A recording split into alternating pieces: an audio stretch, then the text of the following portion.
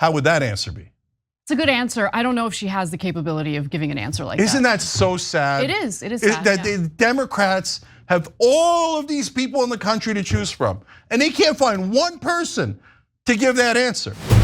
It's another day, which means we have yet another example of Cenk and Anna getting completely pissed off at Kamala Harris. Some would say they're putting on a MAGA hat any moment now, but no, in all seriousness, I suppose this is what happens when you are running a rapidly floundering and collapsing political campaign, and we'll give you the latest example of why TYT is so mad at Kamala here today. But first, folks, do us a big favor. If you're enjoying the content, be sure to hit that like button down below and subscribe to the channel if you are new. And why should you subscribe? Because doing so, hitting that red button goes a long way in ensuring that we can keep bringing you these videos. It is election year. It is coming up very fast. Don't miss out on all of the breaking news. Be sure to hit that red button. It's totally free and it helps us tremendously, so it's greatly appreciated. And with that said, let's just get right into this. The latest reason that Cenk and Anna are pissed off at Kamala Harris has to do with that answer she recently gave on The View, where she said she would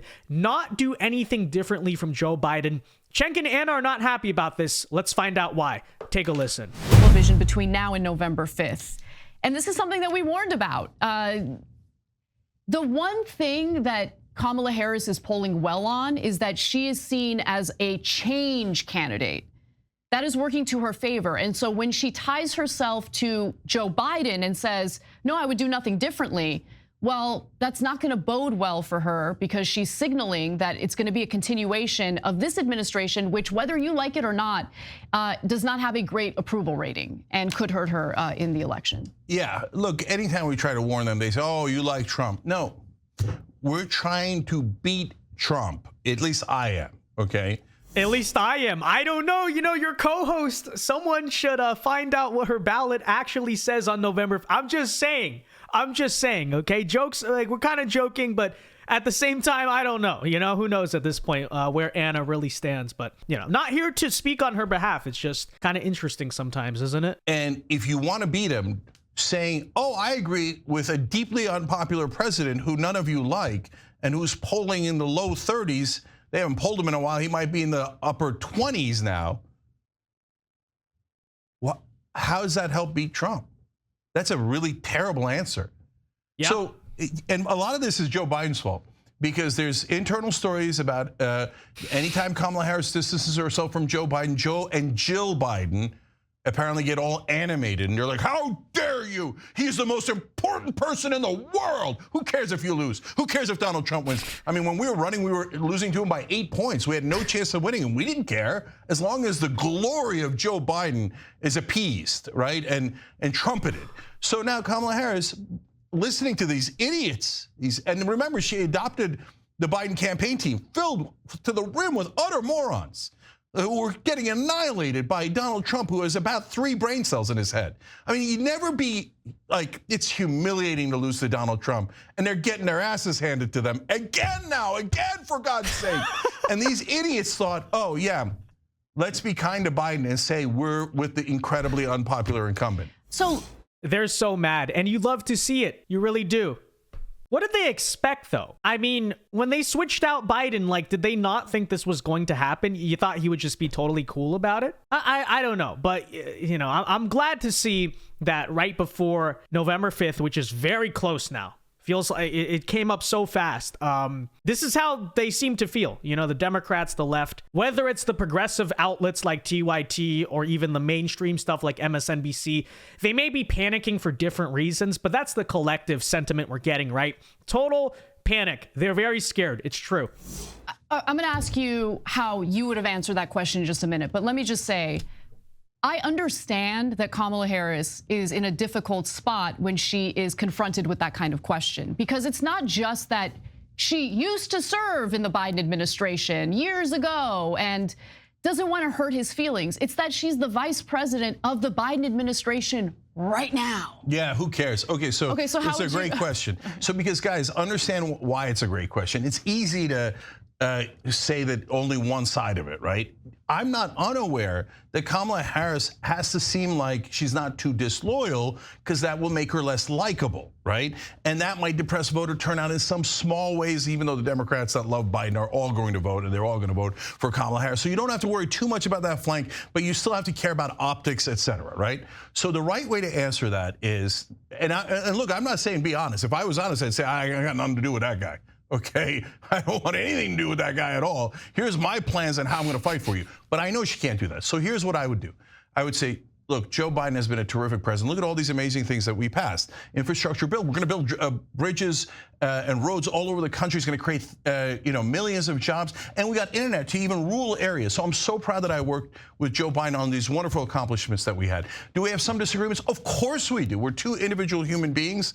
We fought against each other in the 2020 primary, but he was so magnanimous in accepting me as his vice president. But I got to tell you, so what I love about Joe Biden is he cares so much about the system and the rules and how we have to have tradition, et cetera. So that's why, and he comes from the Senate. That's why he respects the rules and the traditions of the Senate so much. But I'm a different person, and I don't. So when they say to me, we can't pass paid family leave, we can't pass higher minimum wage, we can't pass a public... Okay, Cenk, that's all, okay, I get it. Okay, I get the point you're trying to make. However, do you really think that your candidate is intelligent enough to spell this out? Okay? There's a reason she got stumped so badly when she was on The View and she was asked, would you do anything differently from Biden? Because she doesn't understand, like she doesn't know what to say. You think she is capable of handling this type of intellectual nuance where she can say, oh, okay, I'm going to take the good parts from Biden, I'm going to take the bad away, although I still think that saying Biden was an amazing president is a little bit questionable, like the Trump campaign would still clip that, but still, the greater point here, I'm not sure if Kamala is capable of really delivering this type of response, but it is what it is. Cenk, maybe you should run for president yourself. Oh, wait, you did. No, okay, that's just, okay, I'm just messing around, but it's true. Option because of the filibuster and the parliamentarian.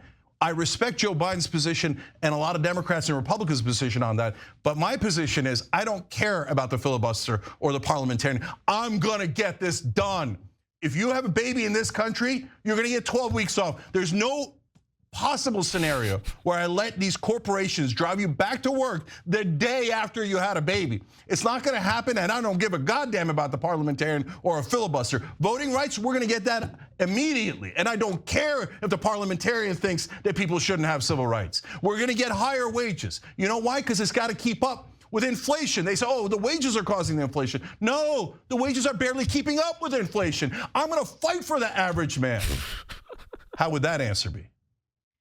It's a good answer. I don't know if she has the capability of giving an answer like that. Isn't that so sad? It is. It is. Correct. Anna just said exactly what I just said. Exactly. She is not capable of that. So, again, I asked the question, what did you guys expect when you switched out Biden for Kamala? What did you think you were going to get?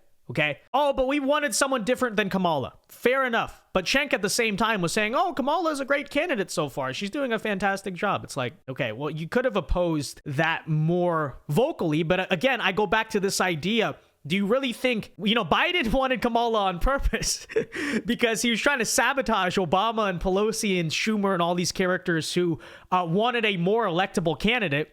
But he was like, screw you. You cooed me out. I'm going to kind of give you a middle finger on the way out. It's just funny to see.